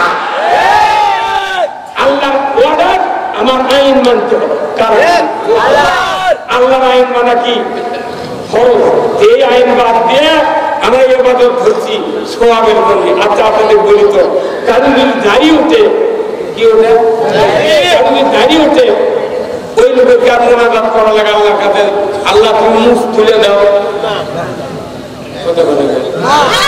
কোন পাগল যদি আল্লাহ দাঁড়িয়ে দেশে আল্লাহ মুখ তুলে দাও, তখন আল্লাহ দিকে একটা আয়না কিনতে করো, আয়না কিনে মুখের আগে ধরলি তো বোঝা যায় তোর দাঁড়িয়ে আমি দিয়েছি, মুখ ফুটিতে রেখে দেখছো। আল্লাহ বলছে তুমি আইন মানবে, তোমার জীবনের গুনাহ মাফ করে দেবো, তোমাকে আমি জান্নাত দিয়ে দেবো। কথা ঠিক কিনা? আমরা আইনের বিরোধিতা করে হাজারো ইবাদত করতেছি, দুনিয়াতে শান্তি তালবাস্য কায়েম হবে না। তার ফাইনুল কুরুনি কারণী, এটা রাসূলের বক্তব্য। ওই সমাজ কেমন করে মূর্খদের নিয়ে আল্লাহ রাসূল কায়েম করেছিলেন, এর স্পষ্ট দলিল হলো ওই সময়কার মূর্খ মানুষেরা অশিক্ষিত অক্ষরবিহীন মানুষগুলিকে কোরআন হাদিসের বক্তব্য দিয়ে মুহাদ্দিস মুফাসসির মুত্তাকি তৈরি করেছিলেন। কিভাবে? ওই সময়কার মূর্খ লোকেরা, অক্ষর জ্ঞানবিহীন লোকেরা ছিল কোরআনের আমদানি, কোরআন যা বলেছে ওনারা তাই শুনেছেন। কিন্তু এখন এসে খালি শিক্ষিত বিয়ে গেল। একটা কওমি মাদ্রাসার হুজুররাও লেখে পোস্টাল জনক মাদ্রাসার পঞ্জিপাড়া, আলহামদুলিল্লাহ অনেক ডিগ্রি আছে অনেক, কিন্তু এই প্রত্যেকটা জায়গা শিক্ষিত লোক। কিন্তু এখন বাংলাদেশের পরিস্থিতি, শিক্ষিত লোক আছে দেশে শান্তি নাই, এর একমাত্র কারণ হলো শিক্ষিত লোকের আন্ডারে আছে কোরআন। শিক্ষিত লোকের আন্ডারে আছে, ওই যে সংসদে 300 জন এমপি নেয়, এখন শিক্ষিত লোক। ডক্টর হাসান মাহমুদ 22টা তরকারি এরা হলো বড় শিক্ষিত। আর নাই এক পেলাপ করে আলু ভর্তা, ডিম ভাজা, ডাল দিলে ভাত খায়, তাই করছে রাজাকার। এই তোকমা দিয়ে আজিয়াতার মোহাম্মদ মুজাহিদ নিজামী শহীদ করে দেওয়া হয়েছে। যারা মিম্বর তাড়ালে চাকরি খুব পাবে না, তাদেরকে মুক্তিযুদ্ধ দিয়া এদের জড়ান করে দেওয়া হয়েছে। কথা ঠিক কিনা? ওই যে হাসানুল হক ইনু তথ্যমন্ত্রী কর্মকাণ্ড করছে যে তোমার জন্য এই দোষ হলো, কিন্তু তোমার হাসিনা ভালো করে তথ্য দায়িত্ব দিল, তথ্যমন্ত্রী। তুমি খালি জামাত বিএনপির বিরুদ্ধে না করলে একটা ফাঁসি দেওয়া হলো, তোমাকে বুদ্ধি কে দিতে দেয়? এই কামে আজ ধরে তুলছিলাম এই কথা বল। আর সালমান এফ রহমান আইনি করছে যে তুমি যে আইন মন্ত্রী হচ্ছিলে তুমি কোন বেআইনি কাজ করছো, এই কথা বল। কি কাজ? বেআইনি কাজ করেছো। তুমি যদি এই ভোটটা যদি বন্ধ না করতে, তুমি যদি ভোটটা বন্ধ না করতে, আমাদের ভোট হলে যদি টিভি ছড়ানি তা ভোট হলে শুয়ে থাকতে পারো। কি অকাম করছো তুমি? কথা কথা মনে করি আমরা আশ্চর্য কথা কথা কি কথা ঠিক কিনা? কথা ঠিক কিনা?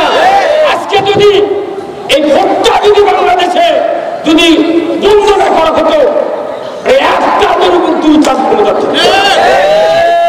তাহলে ওরা আগে কি করছে? হাত বের করছে, হাত। এই আমার মাথার থেকে পা পর্যন্ত যতগুলো অঙ্গ আছে প্রত্যেকটা অঙ্গের নাম দিয়ে কোরআন শরীফ আয়াত আছে। ভিটে লাগলো কোরআন শরীফ খুলে এই মাথার নামে, চোখের নামে, কানের নামে, দাঁতের নামে, মুখের নামে, জিহ্বার নামে, তারপর জবানের নামে, রুহুর নামে হাতের নামে, পায়ের নামে, সব জায়গায় আয়াত আছে। তবে এতগুলো আয়াত আছে অঙ্গের নামে। সমস্ত অঙ্গের ভেতরে দুটো অঙ্গ এত জরুরি, এই অঙ্গ যদি খারাপ হয় পৃথিবী খারাপ, অঙ্গ যদি দুটো ভালো হয় পৃথিবী ভালো। আল্লাহু আকবার। আমার যদি পাও ভেঙে রেলে কাজে করে দেয় আমার ক্ষতি হবে, আমার স্ত্রীরও ক্ষতি হবে না, আমার কান ঠসা আমার ভাইয়েরও ক্ষতি হবে না, আমার চোখ কানা মায়েরও ক্ষতি হবে না, দুটারও ক্ষতি হবে না। আমাদের কিন্তু দুটা জিনিস আছে, দুটো অঙ্গের নাম কি বলতো?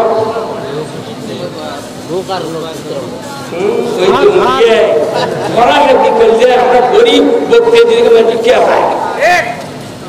আল্লাহ করে বলছেন জাহারাল ফাসাদু ফিল বাররি ওয়াল বাহর বিমা কাসাবাত আইদিন নাস। জলে স্থলে যা কিছু ঘরে ভরা কাজের ফল, ওদের টার্গেট হলো পায়ের টার্গেট নয়, চোখের নয়, মুখের নয়, ওদের টার্গেট হলো হাতক যদি ব্রেক করা যায় আর জীবন 41 পর্যন্ত ক্ষমতা। বাংলাদেশ খারাপ, কথা বললে হাত খারাপ, বাংলাদেশ ভালো। গত 5ই আগস্টের আগে এই ছোট্ট ছোট পিচ্চিদের আন্দোলনে বাংলাদেশে একটা সোনার সূর্য উদিত হয়েছে। আমাদের সকলের হাত এখন ফ্রি, এই ফ্রি হাত নিয়ে আগামী দিনে যদি সঠিক কাজ করা যায় এদেশের মাটিতে ইসলাম বিজয় হবে। আর যদি জ্ঞান বুদ্ধি খেলে দিয়ে আসল কাজ করতে না পারে, আবার যদি চিন্তা করে আমরা ইসলাম চাই না, তাহলে এদেশের কি হবে আল্লাহ ভালো জানে। সারা বিশ্ব পরিস্থিতি আমাদের কানে আছে। সিরিয়া, আফগানিস্তান, এরপরে পাকিস্তান, তাজিকিস্তান, সমরকন্দ, বোখারা, মিশর, ইন্দোনেশিয়া, জাপানের সাইডের একটা রাষ্ট্র ইসলাম বিজয় হয়ে যাচ্ছে। এরপরে আছে মালয়েশিয়া, ইরান, তুরস্ক। এরপরে বাংলাদেশের ইসলাম বিজয় হয়। মোদির মতো কাফের বেঈমান ভারতের ক্ষমতায় থাকতে পারবে না। যার ধরে পুরো বাংলাদেশকে 16 বছরে জাহান্নামে পরিণত করা হয়েছিল। আমরা কারো অনুগ্রহ নিয়ে এদেশে বাঁচতে চাই না, আমরা আল্লাহর অনুগ্রহ চাই। আপনাকে আল্লাহর অনুগ্রহ নিয়ে বাঁচতে চান? যারা যারা দুহাত তুলে দেখান লিল্লাহে তাকবীর, নারে তাকবীর। আল্লাহর অনুগ্রহ ছাড়া 1 সেকেন্ড পৃথিবীতে বাঁচার উপায় নাই। তাহলে খয়রুল কুরুনি কারনি রাসূল বললেন তার যুগকে, তাহলে আমাদের ওই যুগটা, এই যুগটাকে ওই রকম করার দরকার আছে না নাই? ওই কোরআন এখন আছে না নাই? উনি কি বললেন আল কোরআনের আমল ঘরে ঘরে যাও। এই বাংলাদেশে হাটহাজারি মাদ্রাসা আছে, কওমি অঙ্গনের বিশাল মাদ্রাসা, ওখানে ৭২,০০০ কপি কোরআন আছে। আমি এক মাদ্রাসার ছাত্রদের রিপোর্ট নিয়েছি। লালবাগে আছে ৩৫,০০০ কপি কোরআন, বগুড়া জামিল মাদ্রাসা আছে পুরাতন নতুন দিয়ে ২২,০০০ কপি কোরআন, চরমনায় আছে ১৮,০০০ কোরআন কপি। এরপরে বাংলাদেশে ৫,১২,০০০ মসজিদে, বাইতুল মুকাররমের মসজিদে কমপক্ষে ৫,০০০ কপি কোরআন আছে। ওই মসজিদের ইমাম ৫৪ বছর ধরে যদি রাসূলের বক্তব্যটা যদি শোনাতো, ওই ইমামের পলাতে হতো না। যে দেশের মসজিদের ইমাম চলে যায়, এটা কি কোনটা চুরি করে?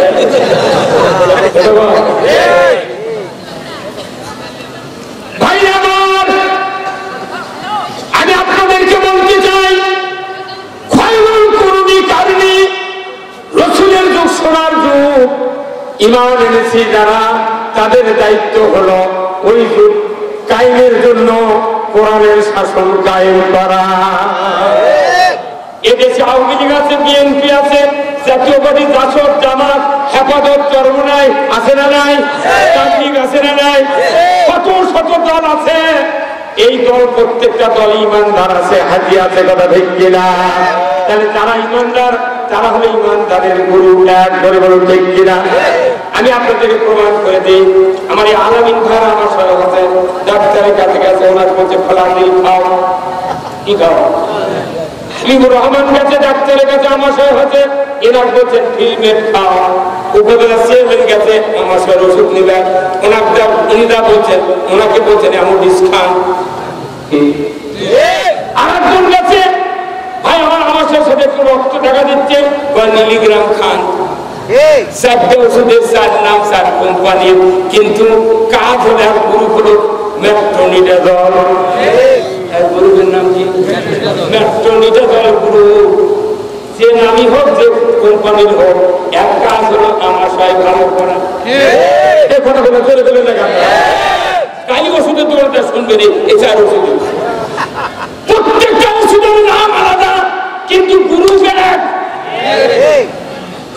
কে কোন দলিল করেন আমার আপত্তি নাই, ইমান যার আছে তার গ্রুপটা এক হতে হবে। এই 1 নম্বর ইমানদারের গ্রুপের কাজ আল্লাহ কোরআনে বলছেন, ইয়া আইয়ুহাল লাযীনা আমানু কুনু কাওয়ামিনা লিল্লাহি শুহাদা বিল কিসত ওয়া লা ইয়াজরিমান্নাকুম শানাআনু কওমিন আলা আল্লাহ তা'দিলু ইদিলু হুয়া আকরাবু লিত-তাকওয়া ওয়াত্তাকুল্লাহ ইন্নাল্লাহা খাবীরুম বিমা তা'মালুন। সূরা মাইদার 8 নম্বর 9 নম্বর আয়াত বাড়িতে পড়ে দেখবেন। জিন্দেগিতে বক্তৃতা করব না, এত হাফেজ, এত আলেম, এত মুহতামিম, এত মাওলানা আছে, নবীর ওয়ারিস, লক্ষ লক্ষ নবীর ওয়ারিস বাংলার জমিনে আছে, কিন্তু কোরআন বলছে সূরা মাইদার 8 নম্বর আয়াত, এ দুনিয়ার ইমানদাররা তোমরা হয়ে যাও আল্লাহর বিধান সমূহ কায়েমকারী। কোন বিশেষ সম্প্রদায়ের শত্রুতা যেন তোমাদেরকে ন্যায় বিচার কায়েম করার থেকে বিরত না রাখে। তুমি ন্যায় বিচার করো, হুয়া আকরাবু লিত-তাকওয়া, এটা হলো খোদা ভীতির অধিকতর নিকটবর্তী। ধরে কন্যা মারহাবা। যারা আল্লাহকে বেশি ভয় করে এর প্রমাণ হলো যারা আল্লাহর বিধান জমিনে কায়েম করার আন্দোলন করে, চেষ্টা করে, রাজনীতি করে, এরাই হলো মুত্তাকির শীর্ষ পর্যায়ের লোক। জয় কন্যা মারহাবা। সূরা মাইদার 8 নম্বর 9 নম্বর 10 নম্বর আরেকটা আয়াত আছে, যদি পড়তে পারেন আল্লাহর ইজ্জতের কথা বুঝতে পারবেন কোরআন কি বলছে, আমরা কোন পথে চলছি। আচ্ছা ভাই বলেন তো, এটা আমার হাবিবুর ভাই, তাদের বলে যাবে না ঘরে যাবেন, এই যে কোনো গাছ পাঞ্জাবি দেখছে না, এই পাঞ্জাবি যদি উল্টো করে গাছ বাড়ির থেকে আসে, এখানে আমার সাথে করছেন, তাহলে ভেতরের পকেট কোন দিক যাবে? তাই না? আবার এবার পকেট দাঁড়িয়ে দেবে। আচ্ছা আপনারা সবাই আমার দিকে গাছ কাটানো দেখবেন, এই হাবিবুর মামার মধ্যে বউ আছেন, কারণ পাঞ্জাবি কি হবে, ওনার স্ত্রী যদি বেঁচে থাকে তাহলে আসার সময় সাবধান করে দিবি, এই আপনি কোথায় যাচ্ছেন, পাঞ্জাবি ঠিক করেন, কেন উল্টো তাই তো।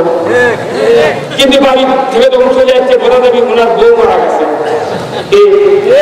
এই পাঞ্জাবি বসে হঠাৎ করে একটা লোক সাহস করে দাঁড়িয়ে করছে, হুজুর আপনি পাঞ্জাবিটা খুলে সিধা করেন তো।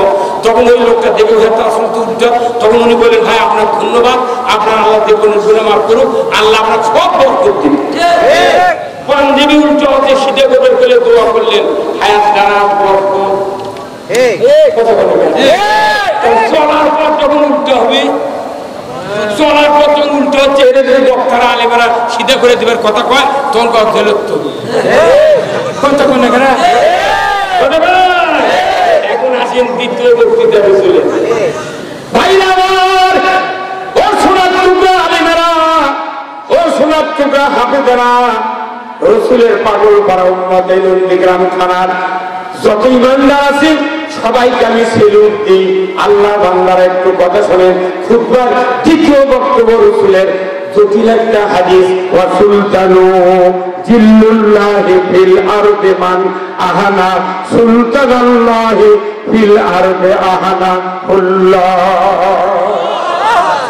আছে না নাই?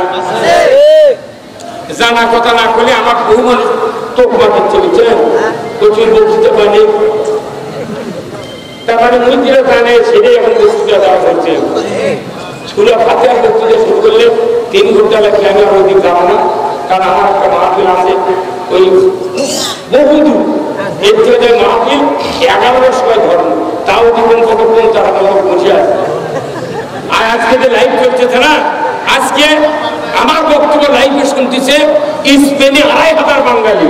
প্রতিদিন ভূমধ্য সাগরের তীরে বসে 2,500 বাঙালি টেলিফোনে আমার বক্তব্য, এই যে হ্যালো বগুড়া টিভি এই আছে না, এখান থেকে ডাইরেক্ট চলে গেছে, ওরা এখন বসে গেছে। আর আমাদের বাংলাদেশে এলাকা থানা গ্রাম যা যদি কেউ কয় এবার যুক্তিবাদী বাড়ি কোনটা তুই একটা রাস্তাটা পুণ্ডিত করে চলে যায়, অতি দাবার কয়েক যুক্তিবাদী লোক ছাড়িয়ে যাচ্ছে। আমরা সত্যি করে এগুলো দেখিনি, সত্যি করে এগুলো দেখিনি আমরা। রাসূলের বক্তব্য এই হাদিসটার অর্থ যদি সোনার ইমামরা, আমার কলিজার টুকরা ইমাম দিনী ভাইরা, আল্লাহর নবীর ওয়ারিসেরা যারা মসজিদে খুতবা দেন, এই খুতবাটা মেলে যদি এই হাদিসটার তর্জমা ব্যাখ্যা করে দিতে পারতেন, আমার আল্লাহর ইজ্জতের কসম বাংলাদেশে আল্লাহর আইনের জন্য ভোট চাওয়ার, বাড়ি বাড়ি যাওয়ার দরকার হতো না। কি জটিল হাদিস! আল্লাহ রাসূল বলছেন ন্যায়পরায়ণ শাসক, আল্লাহর সদস্য যে বা যাহারা ন্যায়পরায়ণ শাসক কায়েমের বিরোধিতা করলো কিংবা বিরোধিতা করছে, বিরোধিতা করবে এমন চিন্তা নিয়ে মসজিদ থেকে বেরিয়ে যায়, তোমরা যা আল্লাহর ন্যায়পরায়ণ শাসক কায়েমের বিরোধিতা করবে, তারা যেন ন্যায়পরায়ণ শাসককে অপমান করলে অপমান যাকে করা হয় তার বিরোধিতা করা হয়, বলে বলে ঠিক কিনা? নবীজি বলেছেন ন্যায়পরায়ণ শাসক কায়েমের যারা বিরোধিতা করলো তারা যেন স্বয়ং আল্লাহর বিরোধিতা করলো। কার বিরোধিতা করলো? আল্লাহর বিরোধিতা করে 4 লাখ টাকার কোরবানি, হজ, উমরা, ইতিকাফ, ধর্মঘট, ছটকা, নামাজ, রোজা এইগুলি কবুল করা মালিককে, তাই কবুল করা মালিক তার যদি বিরোধিতা করা হয় কি হবে? কে হবে? কে কবুল করার আশা? নবীজির ওই কথা কইয়া, নবীজির ওই কথা কইয়া সবাই কান্দে, কিন্তু নবীর সমাজ গড়ার কাজে শত দ্বন্দ্ব মনে বাজে। এই কথা ঠিক কিনা? নবীর কথা শুনতে ভালো, নবীজির আদর্শ ভালো, বক্তৃতার বিবৃতিতে সবাই বলতে পারে ভাব গাম্ভীর্য সহকারে আগামী কালকে 12 রবিউল উদযাপন হতে যাচ্ছে। দয়ার নবী, সোনার নবী, সোনার নবীদের কত কত চরক কথা, কিন্তু নবীর আদর্শ, এই আদর্শ, এই আদর্শের রাষ্ট্র কায়েমের যারা কথা বলে তাদের সাথে তখন কয় না নবী ছিল, তুই সেই উমর হচ্ছি তো তুই কি মানে নয় কথা কথা গায়। এই দেশে জিবরাইল যদি প্রধানমন্ত্রী হয়, আজ কোরআনের আইন না যদি মানুষের আইন তৈরি হয়, ওই জিবরাইল জেলে করবে কথা কথা গায়। জিবরাইল প্রধানমন্ত্রী হলে বাংলাদেশে শান্তি হতে পারে না। প্রধানমন্ত্রী যে কেউ হোক, কোরআন দিয়ে বাংলাদেশ চালাতে হবে। বাংলাদেশ কোরআন দিয়ে চলুক। কারা কারা চান দুহাত করে থাকা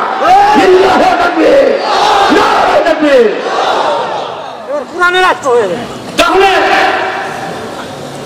ন্যায়পরায়ণ শাসক কায়েম হবে তখনই যখন কোরআনের পার্লামেন্ট তৈরি হবে। এই কথা বলে তখন কায়েম হবে, যখন কোরআন কায়েম হবে তখন ন্যায়পরায়ণ শাসক কায়েম হবে। আজ থেকে 1500 বছর আগে যে মানুষটা কান্না কাটার জন্য, যে মানুষটা কান্না কাটার জন্য রসুলকে শিরচ্ছেদ করার জন্য বেরিয়ে পড়ল, লাঙ্গা তরবারি নিয়ে রোদের কেরণে ধার চিকমিক করছে, এমন চকচকে তরবারি নিয়ে চলে যাচ্ছে। এই উমার ফারুক বিরাট ঘটনা, আমি ঘটনা করতে পারবো না, অনেক টাইম লাগবে, আমি রাজনীতি কথা বলছি। তরবারি দিয়া কতল করতে গিয়া ইসলাম কবুল করলেন, 10 বছর মসজিদে নববীতে রসুলের পেছনে নামাজ পড়লেন, আল্লাহর নবী ওফাতের পর আবু বকর সিদ্দিক আমিরুল মুমিনিন হলেন। ওনার ইন্তেকালের পর উমর ফারুক দ্বিতীয় মুসলিম জালের খলিফা হলেন। ওই মানুষটা এত যোগ্যতা অর্জন করলেন, রাসূল বলছেন লা বাদা নাবিয়া, আমার পরে কোন নবী আসবে না। যদি নবুয়ত দেওয়া হতো লাউ কানা উমর, উমরকে নবুয়ত দেওয়া হতো।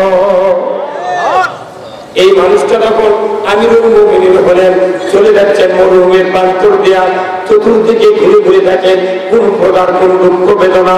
উনি চলে যাচ্ছেন মরুভূমির প্রান্তর দিয়া, হঠাৎ করে দেখেন জঙ্গলের ভেতর টিম টিম করে আলো জ্বলছে। উনি চলে গেলেন ওই আলোর নিকটে গিয়া একটু দাঁড়ানোর পর দেখা গেল ঝুপড়ির ভেতর থেকে একটা রুম রয়েছে। ওই রুমের ভেতর থেকে আত্মনাদ যন্ত্রণার একটা আওয়াজ তার কানে পড়ে গেল। উনি তখন বললেন, হে ঝুপড়ির মালিক, কে তুমি? বলে আমি একজন ইহুদির ছেলে বেদুইন, এখানে তোমার যন্ত্রণার কান্না কেন? কি সমস্যা তোমাদের? বলে, ও গো পথিক, আমাদের দুঃখের কথা শুনে তোমার লাভ হবে না, তোমার কাজে তুমি যাও, আমরা দুঃখে আছি, কষ্টে আছি, কোনো বলার প্রয়োজন নাই। উমর ফারুক কথা শোনা মাত্রই বললেন, ওগো বেদুইন, তাড়াতাড়ি করে বলো কি দুঃখ বেদনা, যদি আমি একটু উপকার করতে পারি, সাহায্যের হাতটা বেরিয়ে দিতে পারি, তুমি কষ্ট থেকে লাঘব হবে, তুমি একটু বলো না। ওই যুবক বললেন, পথিক শুনতেই যখন চাচ্ছেন তাহলে আমার কথাটা শুনুন। বলে, বলো না কি কথা? উনি বললেন, ওগো পথিক, আমার একটা স্ত্রী এখানে আছেন, ওনার গর্ভবতী অবস্থায় আজকে প্রসব বেদনা উঠেছে, সন্তান ডেলিভারির জন্য কোন মহিলা হেল্পের জন্য নাই। ওগো পথিক, আমার স্ত্রী ব্যথা যন্ত্রণায় চিৎকার করে কাঁদতেছে, আমি তো উপকার করতে পারি না। ওই স্ত্রীকে সান্ত্বনা দেওয়ার জন্য আমিও তার সুরে কাঁদতেছি। এই হলো আমার ঘরের খবর। পৃথিবীর বাদশা আমিরুল মুমিনিন উমর ইবনুল খাত্তাব শোনার সাথে সাথে দৌড়ে চলে গেলেন তার বাসভবনে। দরজা থেকেই চিৎকার করে ডাকাডাকি শুরু করলেন, পানের স্ত্রী, ওঠো না, ওঠো, তাড়াতাড়ি করে ওঠো। স্ত্রী উঠে বললেন, স্ত্রী বললেন, ওগো পানের স্বামী, কি হয়েছে, এত তাড়াহুড়া কেন? বলে, আব্দুর রহমানের মা, তোমার কাছে আমার অনুরোধ, আজকে রাত্রিতে একটা জান্নাত আল্লাহ তাআলা বিক্রয় দেবে, কিন্তু জান্নাতটা তোমাকে কিনতে হবে, তুমি তাড়াতাড়ি করে ওঠো। স্ত্রীর সাথে সাথে বলে দিলেন, আপনি তো জান্নাতের জন্য সারা রাত ঘুরে ঘুরে আপনি বেড়াচ্ছেন, আপনি কেন কিনলেন না? ওমর ফারুক সাথে সাথে বললেন, পানের স্ত্রী, যে জান্নাত বিক্রয় হবে ওটা নারীদের জান্নাত, পুরুষের জন্য নয়। জোরে কন্যা মারহাবা। ওমর ফারুককে আবার জিজ্ঞাসা করলেন, বুঝতে পারলাম না, আমার জন্য শুধু কেন জান্নাত? বলে যে নারী জাতিকে আল্লাহ তাআলা দিয়ে দেবেন। ঘটনা কি? উনি বললেন, বেদুইনের একজন স্ত্রী প্রসব বেদনা উঠেছে, হেল্প করার মতো প্রসবের কাজে কেউ নাই, তোমাকে যেতে হবে। আমি এইমাত্র খবর নিয়ে আসলাম, মুহূর্তকাল দেরি করা যাবে না, অস্থির হয়ে যাচ্ছে রোগীটা, চলো না একটু যাই, নতুন পুরাতন শুকনা কাপড় নাও, আমি বাইতুল মালে গিয়া খুরমা, খেজুর, কিছু জবের আটা, গমের আটা, কিছু পেঁয়াজ রসুন আদা, এইরকম কিছু খাদ্য খোরাক নিয়ে চলো, যাবো মরুভূমির প্রান্তরে, আমরা যাবো ওই পশুটিকে সাহায্য করার জন্য। জয় বাংলা মারহাবা। সেই ফুলেরই রৌশানীতে আরশ কুরসি রৌশন, সেই ফুলেরই রং লেগে আজ ত্রিভুবন জালা, সাহারাতে ফুটল রে ফুল, রঙিন গোলে লা লা, সাহারাতে ফুটল রে ফুল। জয় কন্যা মারহাবা। চীনের চিক ভবর বুলবুল, সেই ফুলের ঠিকানাই, কেউ বলে হযরত মুহাম্মদ, কেউ বা কামলি ওয়ালা, সাহারাতে ফুটল রে ফুল, রঙিন গোলে লা লা, সাহারাতে ফুটল রে ফুল। এই সময়গুলো দেখা এই গান কে লিখেছেন? কত? কবি নজরুল ইসলাম, তাই না? ইনি যতগুলো গান গজল লিখেছেন, আমি যত পড়েছি, প্রত্যেকটা গান গজলের সাথে কোরআন হাদিসের মিশ্রণ আছে। কিন্তু তা ব্রিটিশ সরকার বলল এই বিদ্রোহী কবি, এই তোকমা কোনো আগে থেকে দিয়ে হচ্ছে, কাজী নজরুল ইসলামকে বিদ্রোহী কবি। ওই যে বলেছিল, এদের সার্বি কিনা বল, যদি নার্সারি স্কুলের ছুটি হাত করতে এই এক বক্তব্য ব্রিটিশ লেগে গেছে বিদ্রোহী করবে। তাহলে ব্রিটিশ কেটে লেখা ঠিক করছে। তাহলে আমরা যারা কোরআনের আইনের কথা বলি আমাকে রাজাকার করছে, এটাকে ঠিক? যে রাজাকার করছে গোটা দেশের মাত্র, তখনই গোটা দেশের মাত্র বিদ্যুৎ উনি গেছে, তখনই করছে টোকলা মান। আর ব্রিটিশের আশাটা বলাম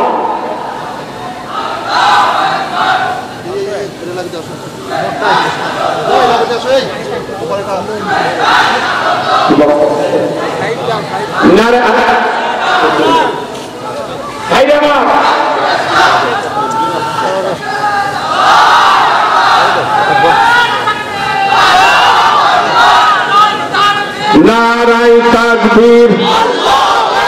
প্রধান বক্তা নাগরমোহন। নারায়ে তাকবীর। জিয়াদি সাহেবের আগমন। নারায়ে তাকবীর। আলহামদুলিল্লাহ। আমরা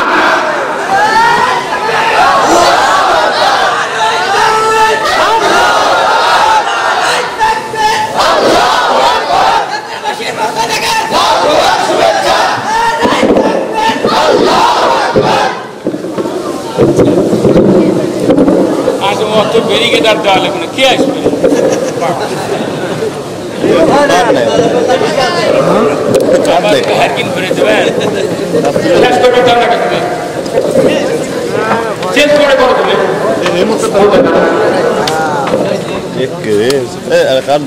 আমি বলছিলাম এই উমর ফারুক রাদিয়াল্লাহু আনহু স্ত্রীকে নিয়ে চলে যাচ্ছেন নুরুল প্রান্তকে। আল্লাহু আকবার।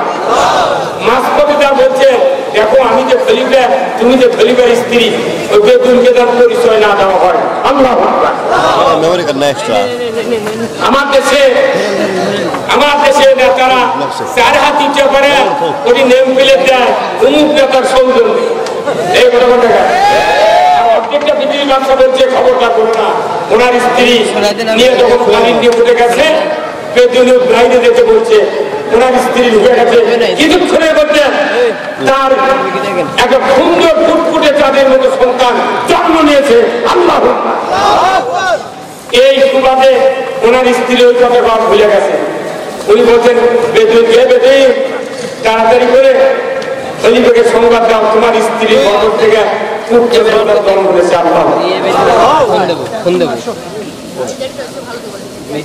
এই যখন করছে তখনই দেখা শুরু হয়ে গেছে। সব খলিফা বাংলাদেশের খলিফা কারা যাকে টিভিতে লেখা আর সৌদি আরবে তখন খলিফাকে উমর ইবনুল খাত্তাব উনি কৌরে যা বলছেন খলিফা কোথায় কোথায় অন্ধকার তো কারেন্ট নেই কিচ্ছু নেই, তখন বলছে আমি এখানে খেজুরের গাছের নিচে যা মুখের কাছে মুখ লেগে বলছে দেখছি বাথরুম উমর ফারুক তোর পায়ে লুটিয়ে করে বলছে হুজুর আমিরুল মুমিনিন আমি ভুল করছি, আপনাকে খবর দিয়ে আপনার কাছে আমি ক্ষমা চাই। পায়ে কাটাকে শুরু করছে। তখন উমর ফারুক মুখের সাথে জুড়ে বলছে হে বেদুইন, কোন জাতি বলে হিংসে নেয়, এটা নবীর শিক্ষা, এটা রসুলের শিক্ষা, এটা রসুলের শিক্ষা। আমি নবীর কাছ থেকে শিখেছি ইসলাম, এটা কোরআন, এটা রসুলের আদর্শের শিক্ষা। কোন জাতি বলে হিংসে নেয়। তখনই ওই বেদুইন স্ত্রীর প্রসব বেদনার প্রসবের পর যে কষ্ট দেখতে দেয় নাই, তার সন্তানের চেহারা দেখতে দেয় নাই। উনি বলছেন আমিরুল মুমিনিন বুঝতে পেরেছি ইসলাম কারে বলে, দ্বীন কারে বলে, জীবন ব্যবস্থা কারে বলে। আমি দিব্যি আজকে বুঝতে পারলাম। আর যাবো না ভাইদের কাছে পরামর্শ নেওয়ার জন্য, যাবো না আমার পিতামাতার কাছে পরামর্শ নেওয়ার জন্য। আপনি হাত বের করে আমাকে কালেমা করে মুসলমান করে দেন, যেরকম আল্লাহু আকবার। এই শাসন আল্লাহ রাসূল কায়েম করেছিলেন। এই কোরআন আমাদের বাংলাদেশে কয়েক হাজার কোটি কোরআন আছে। যদি একটা কোরআন সংসদে যেত আমার দেশটা জান্নাতে পরিণত হয়ে যেত। কথা ঠিক কিনা? আসুন না আমার এই নন্দীগ্রাম উপজেলা দিনদার ইমানদার ভাইদের কাছে অনুরোধ, আলেমদেরকে অনুরোধ করছি, ইমামদেরকে অনুরোধ করছি, আমরা যারা সংগঠন করি বাংলাদেশ জামাত ইসলামী, আমাদের কাজ হলো এ দেশের মাটিতে ইসলাম বিজয় করা। আমরা নাম ধরতেই পারিনি 16 বছর, কোনোদিন পারিনি। আমাদের নাম ধরতে আমাদেরকে বাধা দেওয়া হয়েছে, কিন্তু আজকে ওপেন ফিল্ডে কথা বলার সুযোগ কে দিচ্ছে? মনে করবেন ইসলামী দলের কথা যত বলতে দিবে তত এনেছে ইসলাম এগিয়ে যাবে। বাংলাদেশ ইসলাম আস্তে আস্তে এগিয়ে সেই দ্বার প্রান্তে চলে যান। আপনার কি রাজি আছে? কারা কারা দুহাত তুলে দেখান। নারায়ে তাকবীর, নারায়ে তাকবীর। আল কোরআনের আলো, আল কোরআনের আলো, কোরআন হাদিস যেখানে দুনিয়ার মুসলিম, বাংলার মুসলিম, বগুড়ার মুসলিম, নন্দীগ্রামের মুসলিম, রামগড়ার মুসলিম, লিল্লাহে তাকবীর। আলহামদুলিল্লাহ, আমি আর আপনাদেরকে কষ্ট দেব না। আপনাদের কাছে আমি দোয়া চাই। আমি আপনাদেরই এলাকার সন্তান। আল্লাহ তাআলা যেন আমাকে বাকি জীবন সুস্থ রাখে, এটাই চাই। আর এই কোরআনের হক কথাগুলি যেন আল্লাহ বলার মতো হিম্মত আমাকে এবং জিয়াদি ভাইকে দিয়ে দেয়। কারণ আমি অনেক বক্তা আছে সমাজে, কিন্তু তেল তেলে পারেন না। ভাই কথা দিচ্ছি না, ভাই হলে আমার ছাউকে উঠবি, মইতে ভাঙা যাবে। আসুন না, আল্লাহ তাআলা সকলকে দিনের জন্য কবুল করুন। আমিন। ওয়া আখিরু দাওয়ানা আলহামদুলিল্লাহ। আসসালামু আলাইকুম ওয়া রাহমাতুল্লাহি ওয়া বারাকাতুহু।